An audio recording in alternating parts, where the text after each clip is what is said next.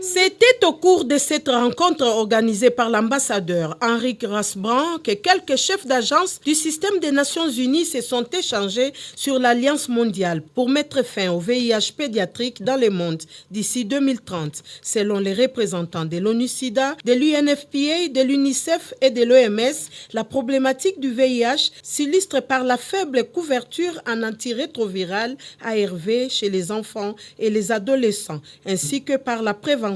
des transmissions mère-enfant du VIH comparé aux adultes au niveau global et en Afrique de l'Ouest et centrale, particulièrement dans les pays à fort fardeau comme le Nigeria, la RDC, le Cameroun et la Côte d'Ivoire, comme le mentionnent les représentants résidents de l'UNICEF, Grand Philippe Letty. Le but de cette alliance est de se focaliser sur comment améliorer la prise en charge des enfants. Ça veut dire qu'à partir de bébés jusqu'à adolescents qui vivent avec le VIH. Ici en RDC, on a vu de fortes améliorations. Cette mobilisation, c'est pour voir davantage comment trouver les ressources financières et techniques pour faire en sorte que les enfants de la RDC vivant avec le VIH aient accès au dépistage et aux ARV. L'ambassadeur Henrik Rasbrand, qui a organisé ces échanges, exprime son vœu de voir la fin d'ici 2030 de cette problématique du VIH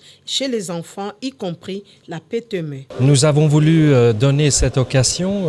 aux 4 organisations du système des Nations Unies,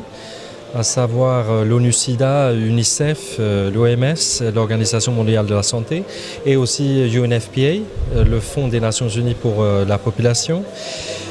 justement pour leur donner alors l'opportunité de présenter cette nouvelle initiative qui est cette alliance globale sur la lutte continue